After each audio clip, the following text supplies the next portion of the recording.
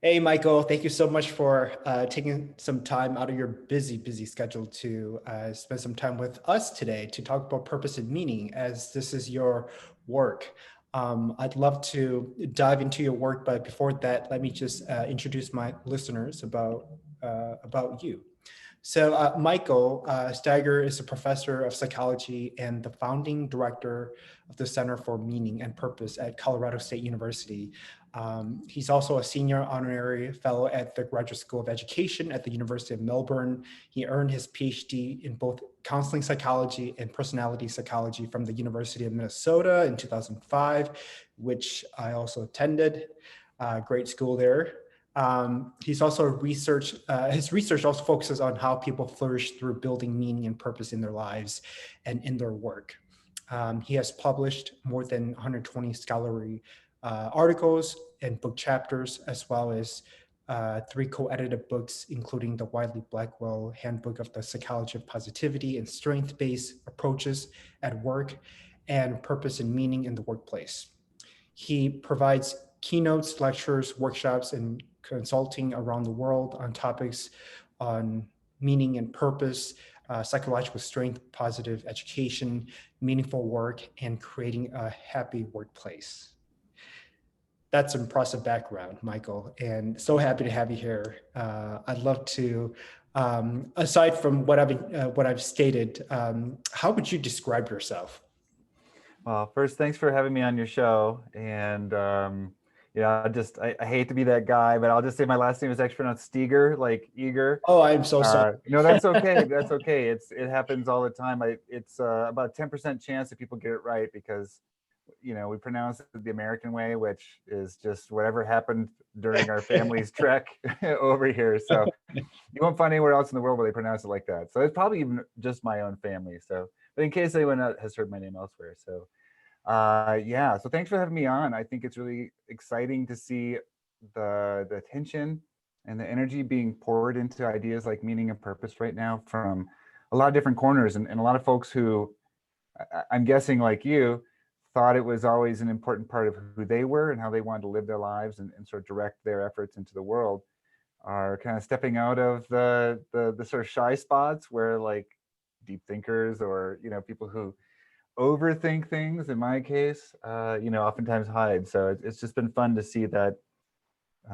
this come mainstream. And I'll just as a quick, I don't know, header, say that one of my career goals has been to just make meaning and purpose feel very mainstream and not weird and not overly intellectualized. So it's really exciting to be a part of a show like this that I think is bringing it to people in ways that are going to be really helpful for folks. So thanks for having me on. I'm really excited. Yeah. Well, thank you for agreeing to be on the show and to talk more about this topic of purpose and meaning, because it's definitely has been something that I've been thinking about personally for quite some time. And as some of my listeners know, I initially launched this podcast because based on several conversations I've had with my friends, it seems like there's a part in their lives that's missing in terms of not knowing why they exist and what their purpose is, and so they're trying to make sense of things in their lives. And so I wanted to launch the podcast to help my friends, but also the world, to ensure that we're creating a community where people can thrive and be fulfilled in whatever path they choose. And so I wanted to dig into your work. How would you define purpose, and what has it meant for you? Yeah, well, it's been an interesting journey to where the field is at and where I'm at. When I first got interested in this, it was like we're talking decades ago, right? So, Mm. really the only figures I knew in the field were like the existential psychotherapists and like folks like Viktor Frankl, where what you're really dealing with is how do you apply good clinical skills to helping people confront struggles around meaning and other existential topics. And I would say even when I began the academic journey at the University of Minnesota in 2000, I was 30 by the time I started that PhD program. So I was kind of like all grown up, I was like, I'm gonna study what I want. I don't care if it's popular. I don't care if people think there's no hope for it as a career. Like, I've made my own choices for a while now. I'm gonna do this again. And at that time, there was just really a lot of conceptual fuzziness. Mhm. So the most used scale of any type, I think, in meaning and purpose is still probably Carol Riff's purpose in life scale. And it's possible that my scale has overtaken it, but does the same thing that hers in some sense does. It doesn't really define purpose. You Mhm. can get it from hers, and hers is more focused than mine.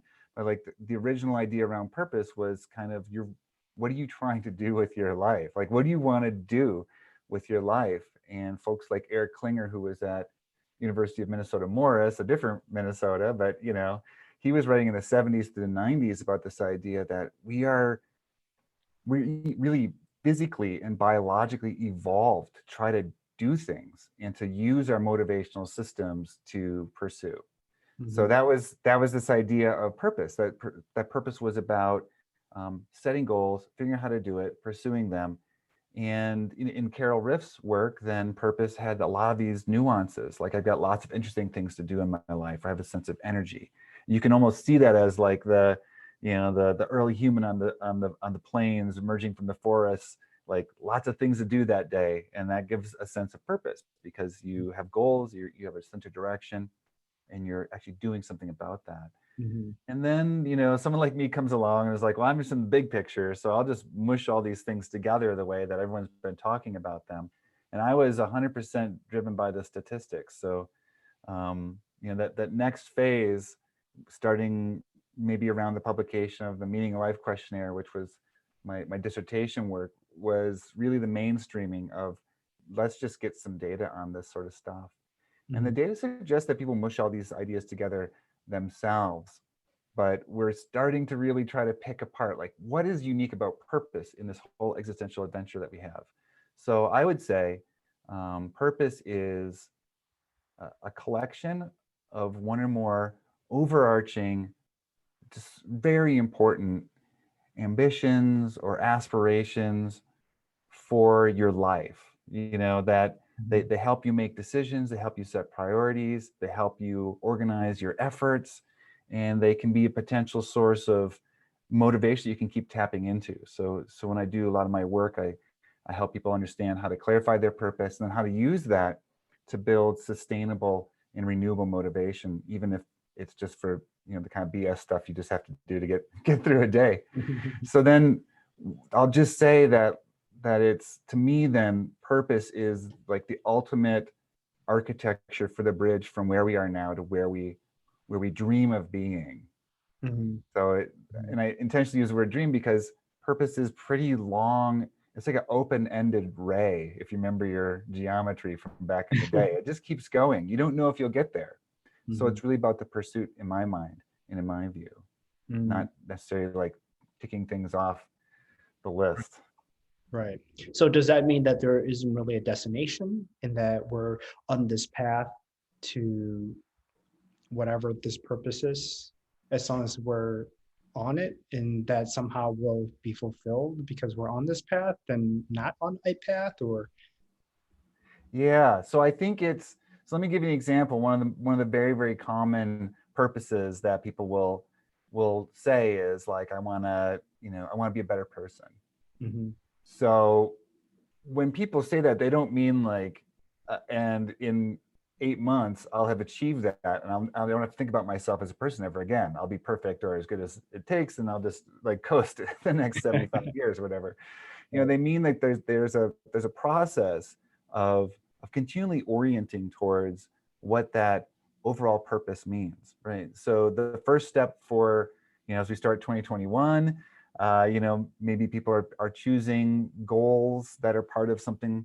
I hear a lot of people saying like we want to pare down our lives to get back to what's really important.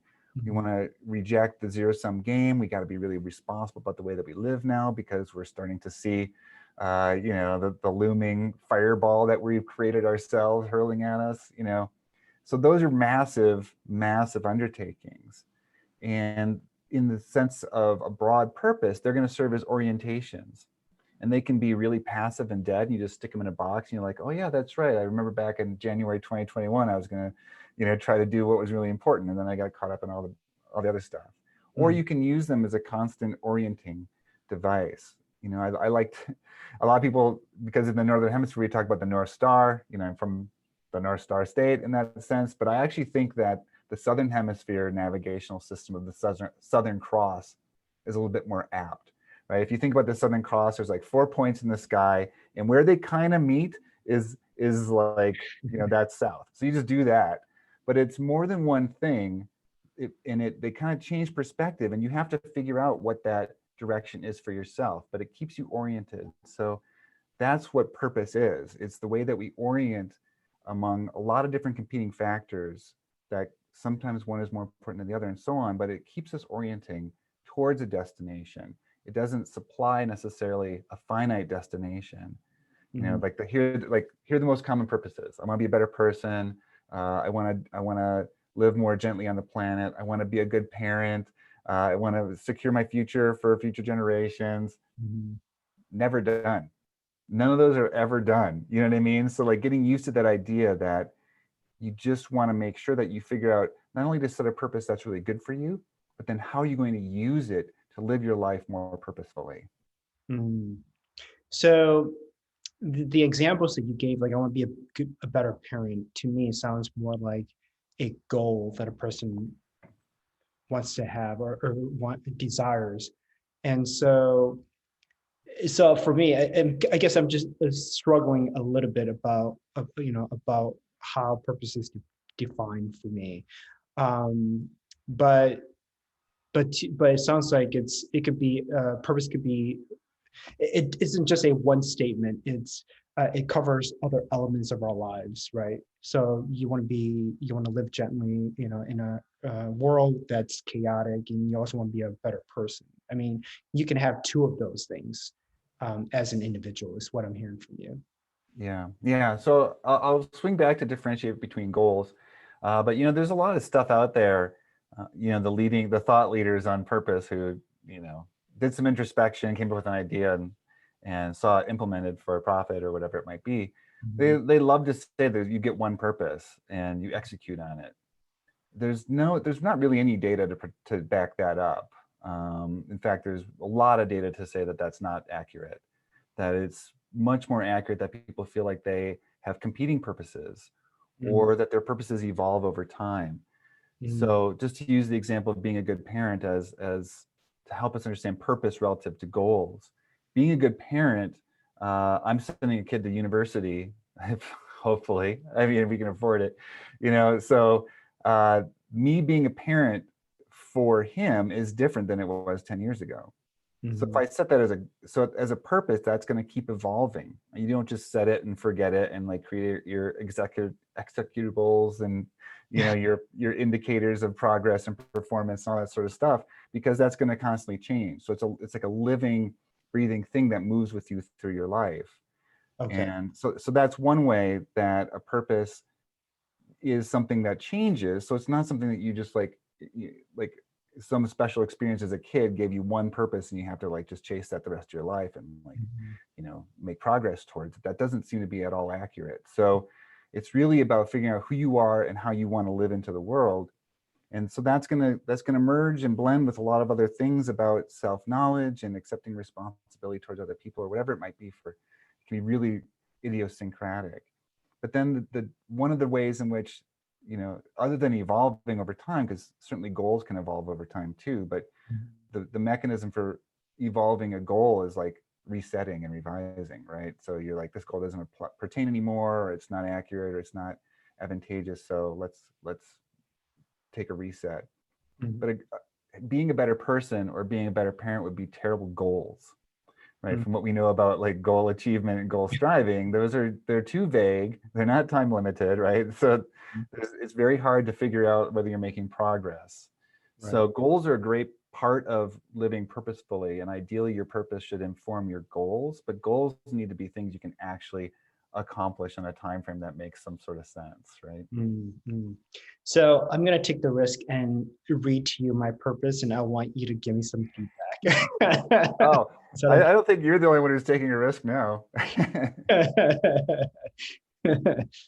So it took me a couple of days to write out my purpose, right? And obviously, launching the show, it would not make any sense for a guy like myself launching a podcast on purpose and not having a purpose statement. So of course, I've edited this purpose statement a number of times, but I wanted to write it down so I have it, and I wanted to read it to you. Is that okay?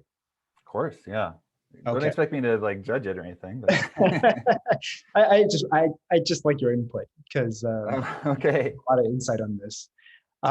So my purpose in life is to reach my fullest potential and uncover the greatness in me so that I can inspire others to also reach their greatest potential. Together, I believe we can create a better world. The key to my life is having an internal, moral, and emotional GPS that guides me through life in both the good times and the challenging times.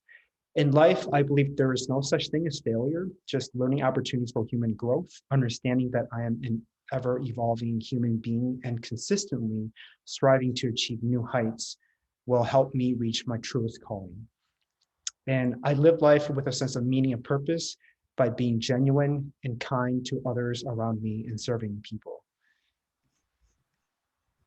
Yeah, well, it's good. Like, well, let me ask you first. Like, when you read that, I mean, it's a vulnerable thing to do, right? So, first of all, kudos for that, because it should be something that's not really that big of a deal. It should be as acceptable to talk about this stuff as it is to recommend the next thing to stream. But Right. Yeah. we feel like, oh, if we don't get it right, then it's terrible. And yeah, so how do you feel? Like, what do you like? What sparks in your mind and in your heart when you read through that? I feel uh, I feel inspired every time I read it because it gives me a sense of meaning and I don't want to say goal, but something to look forward to. It helps me uh, by providing guidance in my life, uh, especially in moments when uh, they're challenging. And it also gives me a sense of why. Like, why am I here on Earth? I was created. I, really believe I was created by the Creator, and I have a a reason to fulfill my duties, my responsibilities here on Earth, and I will continue to search for it by being of service to others, contributing my talents, skills, and expertise to make this world a better place, so that when I do leave this world, that I would have achieved my truest calling. Um, so yeah. Yeah, I think that's awesome. So, and the reason I think it's one reason I think it's awesome is I think anytime someone takes the time to do this, it's really important. Whatever the format is, you'll see in a second that I like the format because it's recognizable to one of the ways that I go about helping people find their purpose. But it's something that warrants time. It's why we're here. It's what we're doing with our lives. It's the point of it all, right? So if we just to be able to do that and know that that's there, that you can go back to it, you can consult it, you can check yourself against it. It creates lots of different utilities, I think. So that's one of the things that I think is really great to hear about it, is that it's you're packing in a lot of things that I think are important from my work and from the research into a purpose, right? So you've got how you'll use it, you've got more than yourself in there, you've got some pieces about who you are, you've got a lot of value statements about what's important to you in life, and it's not something you're going to check off, right? You're not going to be done quarter one, quarter two. You're going to be there's still ways for this to keep feeding you inspiration and motivation. And it's not just one thing, it's not unidimensional. It's not like my purpose in life is to increase subscribers for podcasts. Like that's a great goal. And it can even be really important, but it's not where we want to be with a purpose. So now that might seem like I'm trying to butter up the host, all these sorts of things, get invites back or whatever, not make you feel bad, whatever it might be. But here's why I think that there's reason to trust what I'm saying, other than I only say things I believe. That's part of my contract with life. But yeah, so when I lead people through purpose exercises, we start with like a foundation, a sense of foundation, and that's always going to be who you are and what's important to you. So in the vernacular of positive psychology, we'll talk about strengths, character strengths, and there's lots of ways to explore those through questionnaires or develop interviews or even experiential, adventures in figuring out your strengths in context with other people. Values get talked about a lot, but like diving in and figuring out what your values are, that's important to do. You've got a lot of values in there. It's just as a sidebar, one of the more enjoyable things I like to do with folks is I'll get people to start talking about values, and I'll try to start clustering people who have similar values together, and then give them a set of like how do these actually show up in your life? Right. What have you actually done with your values? And it seems scary at first to say, oh my God, maybe I haven't done enough. Maybe I'm just like lying to myself. But in those conversations, people see lots of ways in which they've actually already implemented value-driven behavior. So strengths and values are important. And then I orient people towards team or tribe, like who is going on this journey with you, because purpose is a journey. And like who are you traveling for, who are you traveling with, and so like you can see like you've got these pieces in there. Right. And then a lot of the rest of it is about how are you going to use this to make decisions, to set priorities, to check yourself against the standard you've set here. And then we usually will close with, okay, how do we start future proofing this? Like, how do you know how to go back into this thing and like, is this working for me? How do we revise it? When you've got hair like mine, you might have you might have revised that a few times, right? So yeah, I think, I mean, of course, the statement it's a statement, and as I grow, and it's going to evolve over time. And so I doubt that this would be the final statement, based on life events and me being in my 30s, I feel like, there's going to be a lot more ahead of me. And so, of course, the statement will be, evolving as time progresses. So you mentioned earlier about the scale. Could you tell us more about that? yeah, so well, this is only half my fault. At the University of Minnesota, psychology is defined a little bit differently than it is in other places, where a lot of places will say psychology is the foundation of psychology is behavior. Minnesota has this tendency to say the foundation of psychology is measurement. So I went in thinking I want to study Frankl and what really matters in life. And, there's this general like sense of, like maybe not anxiousness, but restlessness around the idea that there's got to be more to it than this. Like that's just sort of like my personality bent. I'm like, there's got to be more to it than this. You look around almost anywhere and you're like, why do we do this of all things, right? So I went there, and then one of the first assignments I got was to be a good grad student and start shredding things. Like you just like ripping things to shreds, like what had already happened. And I wasn't really impressed with most of the measurement. There are plenty of scales. Like the first published scale on how to measure meaning or purpose came out in 1964. So it's been around for a while, but they didn't have the same computing power that we did. They hadn't had quite as long to evolve the field of measurement, and they didn't have quite as demanding of advisors as I did, maybe. So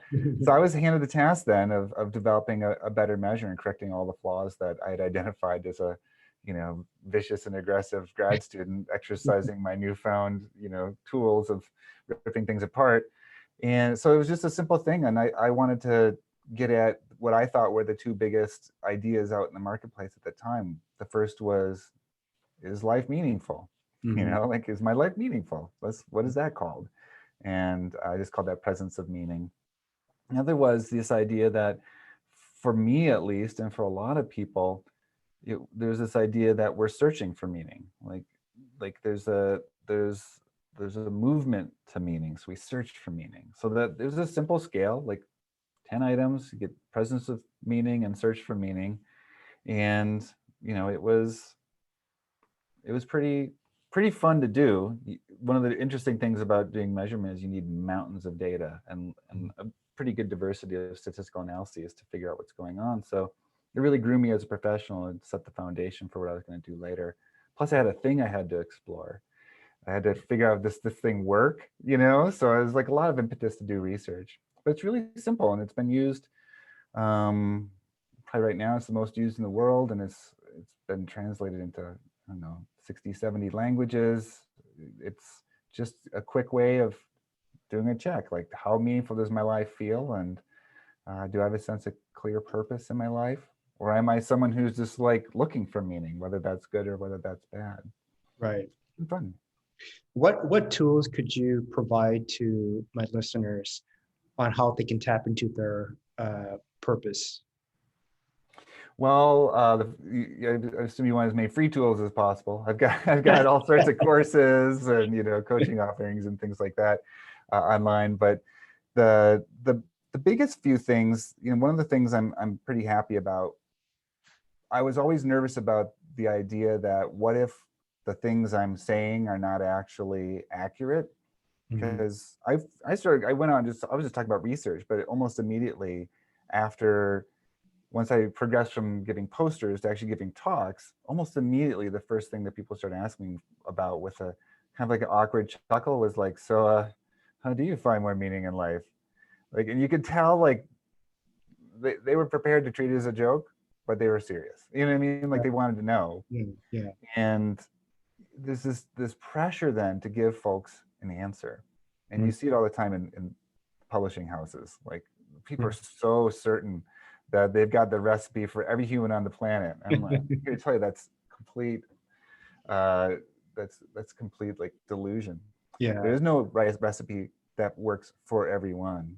But there's like a big menu you can select stuff from it. So there was I was pushing really hard to find things that would boost meaning for folks, and most things didn't work. And I wasn't able to replicate a lot of things that are already out there in the literature either, which is part of the crisis of the social sciences, right? But yeah. I'm really happy that what I'll recommend right here has been replicated in more than one country by independent folks, not just me. And it's really simple.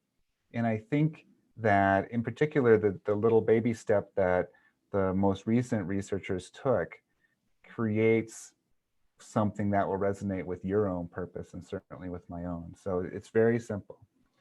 You're going to take a week and you're going to, at the beginning of the week, take a picture that addresses the question to you, what makes my life meaningful? And you spread out the pictures so that by the end of the week, you've taken your 8th picture, let's say. And you don't have to take one every day, but I want you to give yourself a whole week where that's sort of like that's your idle time project, right? And you can take your picture of anything that to you answers that question. So some people have taken pictures of family, right? Or people take pictures of running shoes, trucks, parking lots. I got a parking lot one time, whatever it is, like Bibles, mementos from your family's history, like all sorts of things people have done. Of course, pets and people too. So when you've got that, have a conversation with someone about each one of those, tell a little bit of a story, and just say, here's why this is meaningful to me. So that's it.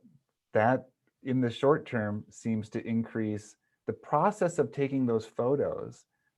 My lab's data showed increased meaning, life satisfaction, positive emotions, just even before we asked the research subjects to explain the pictures to us. And then we did another snapshot after they explained it, and there was another increase. So there's multiple components, and the component that I was really excited to see added in the replication was people were posting it to Instagram and just saying, this is, hey, I took this picture today. Yeah, I'm not trying to make you envy me. I haven't used a pink filter to make everything look rosy, but this is meaningful to me. Right. And that they got effects from that. And I think that could build communities, that could Mm. build in a counter narrative to this is the best infinity pool overlooking blah that I've been to this whole month, like whatever it is. So I think that's something that you can recommend. It's not an answer, but it's a process. And that's a Right. lot what you get from me is process, not answers. Yeah, yeah. No, process is great. It actually makes it more fun when you're actually doing it. Um, and that's just, of course, one of many ways how people can tap into their own purpose, right? Yeah. Yeah. So that's really gonna be more about that meaning idea.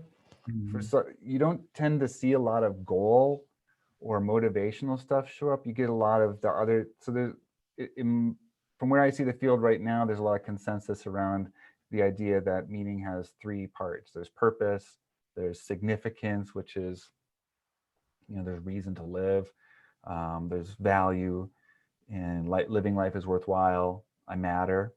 Mhm. And then there's coherence, which is I can make sense of life. I can understand what's going on. And it all kind of fits into some sort of like map or system or story Right. about how things work. So the picture stuff tends to get at significance and coherence, I think. It reminds us that we have a life that's we should treasure, that we have this precious opportunity to live, Mhm. and that there are things in our lives that are anchors when it feels like everything's chaotic or we're filled with despair. So Mhm. I think it gets a little bit more at that method. Mhm. For strictly purpose stuff, I do think it's typically better if you have a good grasp of who you are before you set a life purpose. But Right. it's okay if you don't, because I think the main thing that you want to do is just start doing stuff that makes sense to you, Mhm. and say that each effort is a little bit of a mad scientist experiment where Mhm. you'll learn something about yourself, you'll learn something about what fits for you, and who knows, maybe you'll fall in love with what you're doing, and just take some time to reflect on how is this servicing like either a deeper or a higher need in myself, as opposed to one of those transient like, oh, I'm excited about that this week. Right. So Right. I really experiment, like set some goals, say I think my values are this, or people tell me my values are this, or my talents are this, and just make sure that you reflect on it, and then try to imagine what it would be like if the vibe behind that goal was something you're going to do for like 5 or 10 more years. Mhm. Mhm. Do you find people who have meaning in their lives or purpose in their lives are happier? Do they live longer? What does the data show you? Data is pretty amazing. So when I defended my dissertation in 2005, I had essentially memorized and mastered the entire literature on meaning in life. It was Mhm. like 450 articles or something like that. It was, Wow. that's a thing that you have to do as a grad student. At least if you have my advisors, but it was manageable. Like I literally could know everything that had been published about this topic in the scientific literature. So Mm, that's 450 studies, let's say, beginning in 1964 through 2005. So like a 40-year history, maybe 10 a year. mm, And that includes work by really profound contributors to the science like Laura King and Carol Riff, Daniel Sheck. Like there's a lot of folks who are really doing consistent work. mhm. Last year, there were something like 5,000 papers published on meaning and purpose. Wow. Just last year. Just last year, and that's probably a partial count because there's a lot of stuff that'll trickle out. Mhm. So it's probably very true, if not right now, then for sure next year, that there will be more known or published in the last 3 or 4 years on the science of meaning and purpose than in all of human history before the last 3 or 4 years. So you think about that, you're like, this is a great time to start reading that stuff because it's not Yeah. only fascinating, but you can find papers that will give you data on almost any topic that you want. Mhm. Hallucinogens are a big deal right now. There's stuff on psychedelics, there's stuff on transcendental spiritual experiences, meditation, all that sort of stuff. But the Yeah. data, I would say, are probably the strongest We're in the top 3 strongest of any kind of like positive psychology, well-being, happiness variable that's out there in terms of all the things that you mentioned. So are people who feel like their life is meaningful and purposeful, are they happier? Absolutely. Higher rates of well-being, higher rates of happiness, higher rates of life satisfaction, quality of life, however you measure it, there's an advantage there. Are they horrible narcissists though? No, they tend to be more responsible. They tend to have more ego strength is one of the old timey ideas. They're more self-transcendent, so they take on goals that are less about the short-term needs and more about long-term stuff, but they also give more to charity, they volunteer more. So like they're nicer to other people, they're kinder, they're less hostile. They're less depressed, less anxious. They experience less stress. When they're under stress, their bodies react less. When their bodies do react, they recover quicker.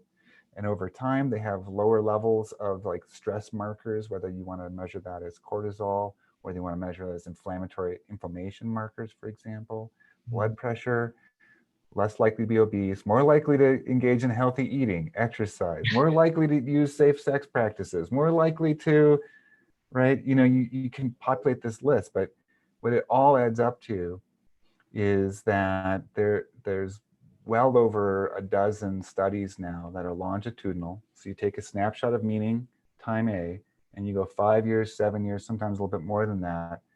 And people who have a high sense of, who are at the top end of that scale, have a longevity advantage over people who have less meaning in life. And that's great, right? We love that because that's not a self-report measure. Oh, I'm dead now. I better go back and change my 5 years ago meaning and life scale answer.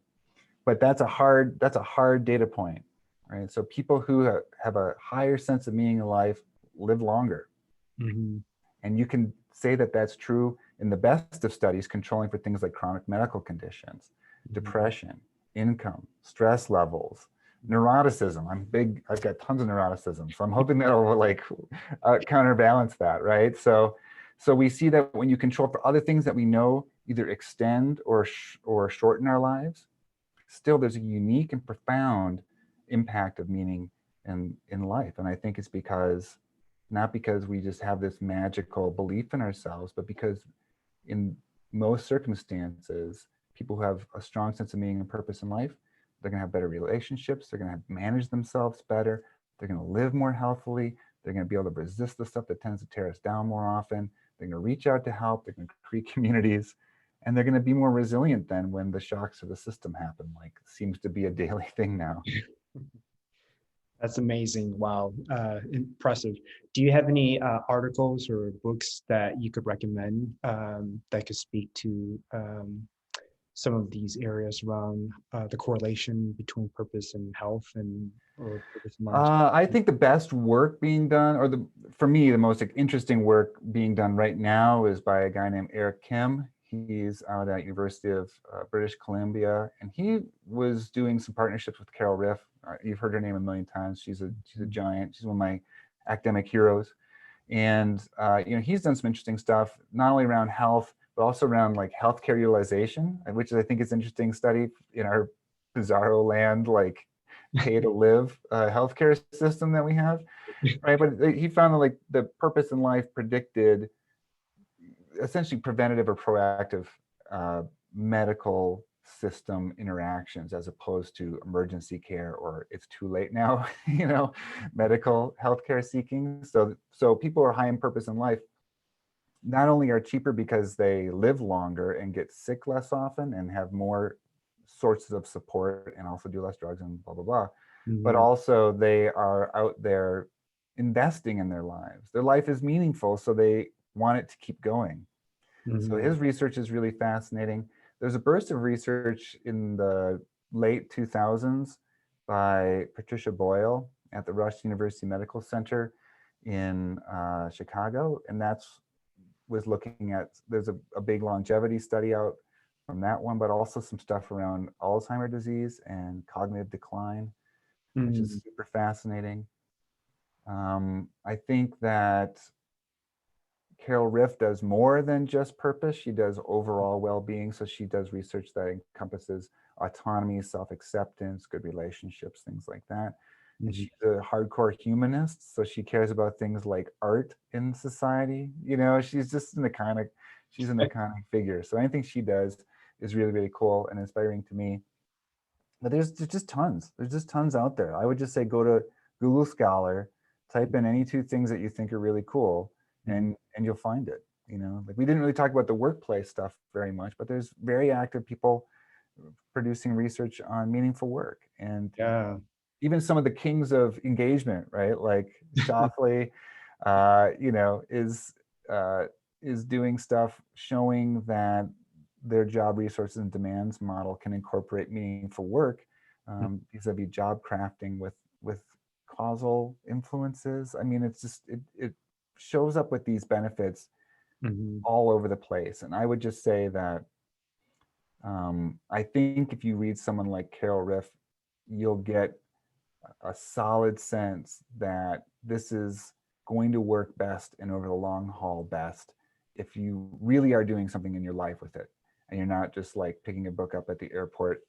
All right, I got it, done. Or like paying someone to come in, giving someone $600,000 to rebrand your corporate purpose, and Right. then no one does anything with it. So it's meant to be put into action, and if you do that, I do think the data is pretty strong that you'll see benefits, health, relationships, well-being. Now that you mentioned about the, workplace and purpose, what's been your work on that? Because, I'm fascinated by it because, as you know, I have a degree in psychology. I'm in the organizational effectiveness space, working closely with business leaders to change their organization and culture to ensure that they have the right talent in order to create inclusive culture where people can belong and be who they are and have a sense of purpose. So I'm fascinated by your take. Could you share maybe Yeah, some? yeah. Well, I think one of the ways where I'm intensely worried about the rapid increase in mentions of purpose and meaningful work, Yeah. because I just, you've seen what's happened in the past, right? So job satisfaction programs turned into engagement programs, and now engagement programs are turning into meaningful work or purpose of the workplace programs, and there's really no difference. Mhm. I would say that there's a lot of really great intentions, but also a lot of filters on the minds of the consultants who are in charge of implementing and innovating in this space. So Mhm. it's tough. Like there's an adaptation of what exists more often than building from the ground up, because who can afford to build from the ground up and not get it in any of the clients, right? So it's a challenge. Plus, when done right, I mean, was your own journey to clarifying purpose and meaning in your life completely full of energy and enthusiasm, or was it sometimes like a little bit confusing? I think Yeah. whatever confusion you might have had, multiply that by 100,000 employees or 30,000 employees, even like 50 at one office, and Right. it's going to be discomforting for folks.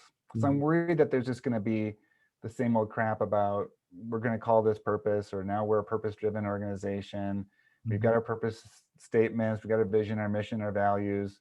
Mhm. We've got we're implementing servant leadership, we're lean now, whatever it is, it's just going to be rebranded and nothing's going to change. And we're at a point where, because corporations are probably the most influential global human entity on the planet, we need desperately for things to authentically change. So I would say that that's the number one thing I've noticed in the Yeah. workplace. But when people do it, when people invest in the long term, they do it right. It's effective and it's remarkable. But the U.S. and sort of competitive capitalist marketplace is a really tough place to all of a sudden start trying to do that stuff, Mhm. because there's a million other demands and a lot of other people who are willing to take your your market share while you try to figure out what's going on. So I've seen it be a little bit easier for companies that were founded based on this idea Mhm. of, we're about this and this is a good thing. But we're going to keep to it, and we're going to stay on it, and we're going to try and keep the right people. I think then the right people, particularly in upper management, as you grow, becomes really important, because otherwise you bring in the accounting person, or you bring in the whatever person, and their incentive system is going to be contrasting. You see this at Google, right? So, or Yeah, yeah, Tesla. yeah. So I also feel too, because I've worked, with startups and smaller companies in San Francisco as my clients, that they, um, if they could engage in this discussion around purpose, then they're actually better off than if they were mid-sized and a larger corporation, then engage in this conversation. So I want to at least contribute to the conversation and get it going, so that people can have these types of conversations in their offices, in the workplace, with their colleagues and family and friends, and ultimately create a community and society where we can all be purpose driven. And can you just realize, can you just imagine a world where, people are purpose driven? I mean, that would be, we would be in such a positive, environment, um, yeah. because of all the benefits that you mentioned. Yeah, I think it's interesting, right? So there's the big crux of growing a startup and maintaining a culture, Yeah. where it's super exciting. And I love hearing the stories of folks who are launching companies and trying to grow. And I know that there's a lot of effort to try to figure out what that means and set like a destiny and a founder's vision and things like that. And it's obviously, as I'm sure like maintaining that and codifying that into actual culture Mm. is way harder than capturing for all time an example of a inspiring leader. So it's the proof is always in the pudding, and it's always it can be challenging. But I would say that for folks who want to start doing this work, I think that there's a little bit of a trade-off, and you're probably better to talk about this than I do, because you're much more experienced in working with companies. I think the scale of the ambition is, the more that you want purpose to do and more places you want it to show up in a Mhm. company, the exponentially longer time frame you, Mhm. you need to prepare people to take on. Because I think there is a trade-off. Like, if you start at least the conversations and have people say, like, well, it'd be nice if we could come together around maybe even just our existing purpose, mission, values, vision, whatever it is, and like have some conversations throughout the organization on what that looks like in practice and where we fall short. Like, that's something that can be done, I think, within a lot of the existing consulting structures, and Mhm. probably really enjoyable, especially if you cap it off with some success stories and some like hope for the future. Right. But where it becomes more difficult is when you want alignment from a lot of different people in a lot of different sectors, working in a lot of different markets with a lot of different disciplines, with a lot of different time in the company or in the profession, and all that sort of stuff is really hard. I think it's why we see a lot of lip service to purpose a lot of times, because Mhm. it's not because companies don't want it, it's because it's hard to figure out how to make it work for everybody. Right. Or you see just again, it's like the low hanging fruit, the universal reinforcer of money. You can always get people to agree, like, well, yeah, like, well, if all else fails, let's at least try to increase margins or remain profitable. I think it's the default purpose, like of our whole economy, because it's really hard to get people to agree. So I would just say then, you won't be surprised. I think agreeing on process is probably going to be a little bit more important a lot of times than agreeing on like a crystallized vision. And Mhm. then just making sure that you find enough of that kernel of purpose that people can really feel good about, and that it's probably traditionally good things, Mhm. because you'll have more people buy in if it's like a good purpose than if it's like Right. a super obscure or just evil purpose, right? Right. So I think that those are the sorts of shortcuts to start creating that ecosystem where people can start to maintain conversations. But Mhm. I don't Mhm. know. Well, I don't know what do you think about that framing?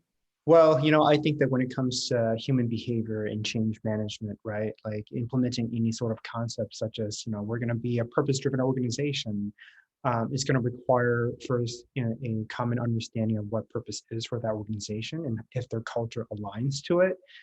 Then also, of course, even if you did implement initiatives that's tied to, uh, these purpose-driven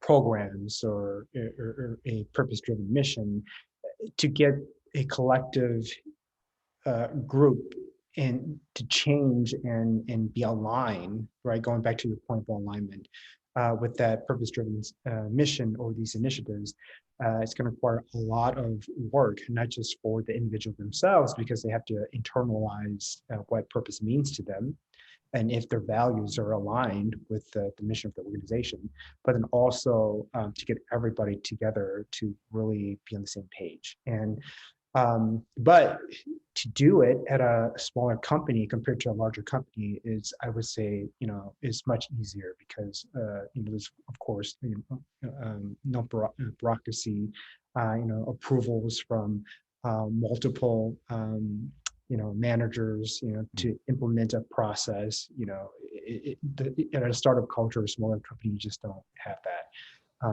And so that's where the exciting activities happen is when you have a small team, mighty team that's driven and that believes in a mission.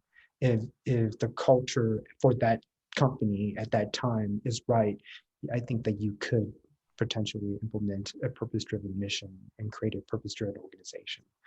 But that's Yeah. just my 2 cents. Yeah. Well, I think that's where I think that's the big question for the field right now, because the work detailed by like the Firms of Endearment, research project is shocking, right?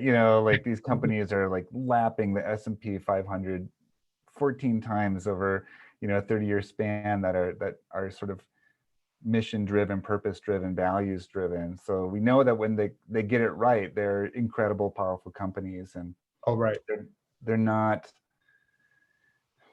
they're not like cancers. They're not just extracting value from one place to cash it somewhere else and then move on. They're like doing good across the bottom lines and multiple stakeholders. So Mhm. we know that it works when it works, and we know it's hard to get there if it's not working so far.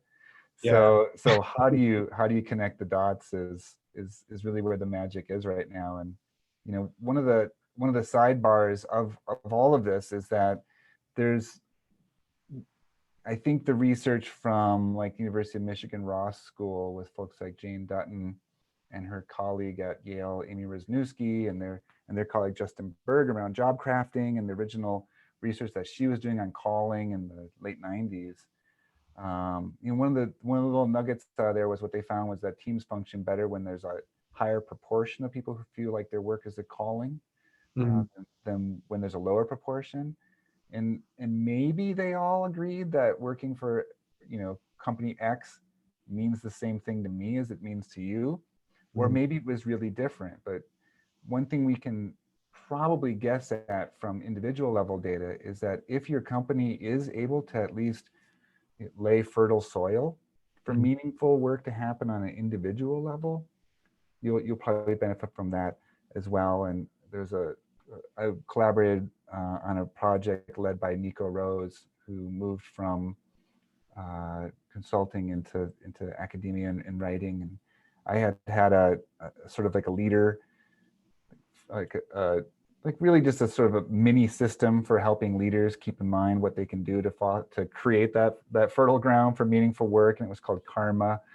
And he added another A, and so it was Karma, but he created a scale and had people over time rate it, and they were rating it about their managers or report tos, right? So if people were expressing a clarity of, if they felt like their manager was expressing a clarity of vision, right? So that's what the C in English, or K for Klaudenheit, meant in German. If they were creating space for self-actualization, that was the A that Nico added. Mhm. Or if they were supportive of autonomy, which was the original A. if they were able to, create a sense of respect, which I think is, we oftentimes talk about relationships in the workplace. They're supposed to be like friendships, but that is or family. Those are bad models for workplace relationships. The foundation of a good workplace relationship shouldn't be like the knockdown, drag out version of family, or we never talk about emotions family. Whatever your family was, or whatever your friends do, it should be respect. Or, it should just really be respect for everyone wherever they're coming from. And then the other was making sure manager gives you a sense of, or if you're a leader, vice versa, making sure everyone. Well, I like to say, like, when you hire someone, they should not only know that they matter, but exactly how they matter within the organization. And that's the supervisor and the manager and the leader job. That's not the new employee to figure out, like, why did they hire me? And like, why did they pay all this money to get a recruiter to bring me on board, right? And then so anyway, we did this scale, and the I can't remember the last day. All of a sudden, I'm blanking right now. Apologize for that. But he created a scale of that and followed it. And the folks who felt like their managers provided that karma for them, they were much happier. They had very, very low intentions to turn over. And when he did a follow-up study, they were much more likely to still be with that company and recommend that company to a good friend. Right? Like, that's all the stuff that engagement and like organizational commitments trying to capture. And it was really, the data was what people felt their managers were doing just to facilitate a personal sense of meaningful work. So there's a middle ground between, like, my work is meaningful, I don't care whose company I do it for, versus I work for Patagonia, it's got an awesome purpose, so of course my life will be awesome. And then, like, the sort of like village scale or the neighborhood scale of, like, what that person's about, what that person's about, you check in and, like, you make it more of a humane place to work in those littler ways that really does, like, it automatically bakes in tolerance and really celebration of differences, because you get to see how that is the diversity of belief, the diversity of background, the diversity of language, the diversity of experiences. That's going to build, like, something really special for that person, and you get to see so many different examples then of how it can flourish. So I think keeping in mind that middle ground is really important. Yeah. Thanks for sharing that. That's fascinating. Oh, sorry. The other A was authenticity. Sorry, you can't be. And what's that? What's that? So that is acting ethically and with integrity regarding the way that the company is supposed to run. Right. So it doesn't mean that you have to, as a leader, be, sharing everything that we might think of when we think of authenticity, but it does mean that if, like, Enron's, for example, Enron's corporate values were awesome. Yeah. It's just that no one followed her, or none of the leaders followed them or believed them. So, like, you just act with integrity. If you say that something is important to your company, you do that too. You don't just say, like, that's for other people to do. What's important for the company for me is, being able to get a second home in Connecticut so I don't have to stay in New York, whatever it is, right? So it's really that piece, because leaders are modeling what all this means to the folks that they're visible to. Right. Exactly. That was the other one. Sorry, but I can't, like, leave those like lists unpopulated. No. I'm glad that you're able to capture it, and that's, of course, a very key component to leadership, organizational leadership, especially. Michael, I'd love to talk to you more about the subject of purpose and meaning, but we are out of time. So, where can people find your work should they choose to connect with you? Well, so I've got a website that just has the most requested articles and measures that I get, because I don't have the time or attention to keep updating it or make it look fancy. But that's michaelfsteger.com.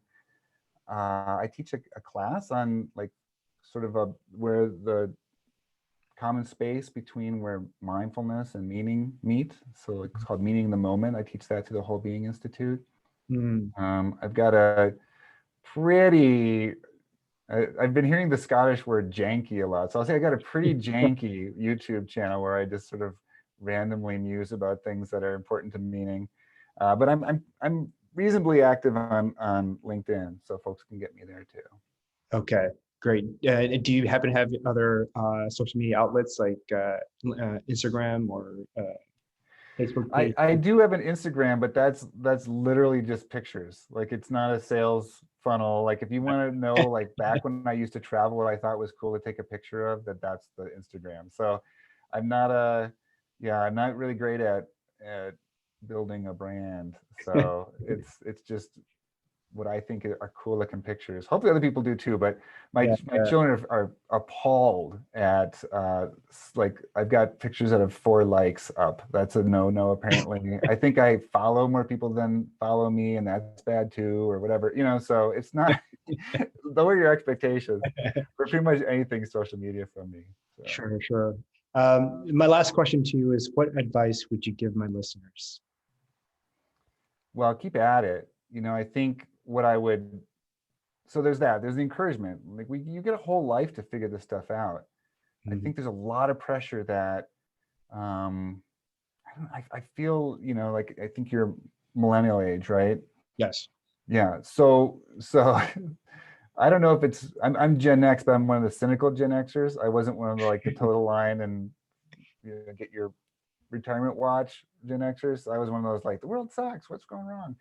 So I kind of feel like I'm not the person who says this, but I know that the millennials like not only have almost all the resources in society opportunity been hoovered up by older folks, but then those same older folks then start screaming and ranting about what kind of a job is an influencer and blah blah blah, when like you're just being adaptive and trying to make something interesting happen when so many of the other opportunities are shut off. So I know that things are intense and there's a lot of pressure to get it right.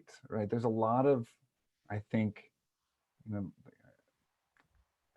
I guess it's flexing. I don't want to say that word because I know I'm way too old to say it, but like I couldn't think of another one. But there's a lot of that sort of stuff going on. People putting up a strong front, acting like their life is fully together to try to attract whatever they want to attract. So it puts a lot of pressure on people to feel like they have to have their answer. You don't have to have your answer. You just have to be asking it and working towards getting an answer. You don't have to have a Nelson Mandela-sized purpose either. You don't have to have a Malala-sized purpose. You can have a you-sized purpose. That's the one you ought to have. So I'd say that. And then the second thing was, this is not just to boost your listenership or something like that, but like share this sort of experience with folks. Like I heard a million times about the podcast, My Dad Wrote a Porno. I don't hear people talking about like purpose podcasts, but that's where it should be at least as popular, right? One's about somebody's weird dad in the shed, and the other's about like how we're going to live our lives. So right. We share it, we talk about it, it becomes a little bit more normalized. We're less alone in our wondering what else is out there. Yeah. I mean, I really resonate with your last point, Bo. We're not alone, and the nice thing about being a podcaster is that it has such a wide, it reaches so many people around the world, and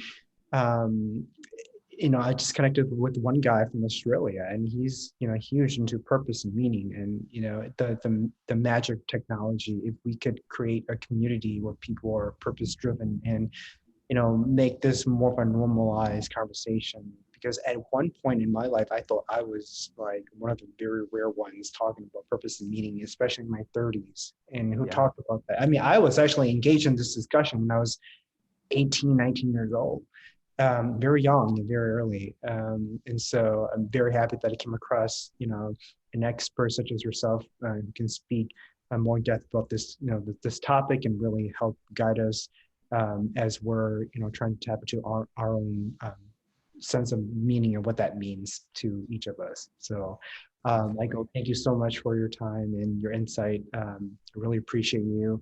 And I hope that, the folks listening on this podcast will find it to be insightful as well.